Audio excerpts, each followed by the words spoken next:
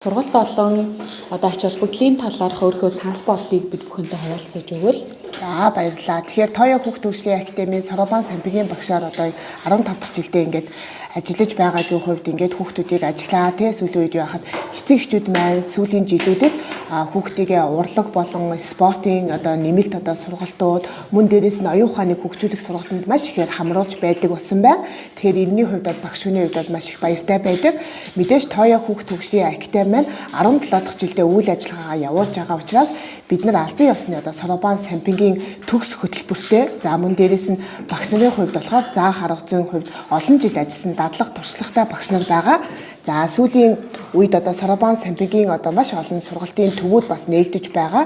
Тэгэхээр эдгээр сургалтын төвүүдээс Тоё бол юугаараа давуу вэ гэхээр биднэрт олон жилийн туршлага байна. Алдаж оноод ингээд маш одоо сүүлийн жилүүдэд туршлагатай болж эхэлж байгаа. Үүгээрээ бид бол Тоёг бол мэддэг одоо эцэгчүүд болон хүүхдүүд маань маш их байгаа баха. Тэгэхээр яагаад Сорбан Самбигийн сургалтыг сүүлийн үед ингээд хүүхдүүдэд ингээд заагаад ингээд яваад байгаа ингээд тэгэхээр Сорбан Самбин маань хүүхдийн ой тогтоол, төсөөлөх чадвар, хурд зэрэг маш олон чадруудыг хүүхдэд олгохоос гадна өнөөдөр бидний хүүхдүүд анхаарал төвлөрөх чадрын сайжраад биеэ дааж сураад 4 настай, 5 настай цэцэрлэгийн насны хүүхдүүд маань самбингаар хичээснээрээ 1-р ангид орохдоо тэдгээр хүүхдүүд маань биеэ дагаа, суугаа сурцсан, ачаал даваа сурцсан маш олон чадрууд энэ самбингаар дамжуулан хүүхдэд олгогддог учраас эцэгчүүд та бүхэн маань одоо Сорбан Самбигийн сургалтыг одоо сонгоорой. Мөн Димасын албан ёсны франчайзинг эрэхтэй одоо энэ сургалтыг маань та бүхэн маш судлаад одоо хүүхдээ сурах гэж байгаа юм чинь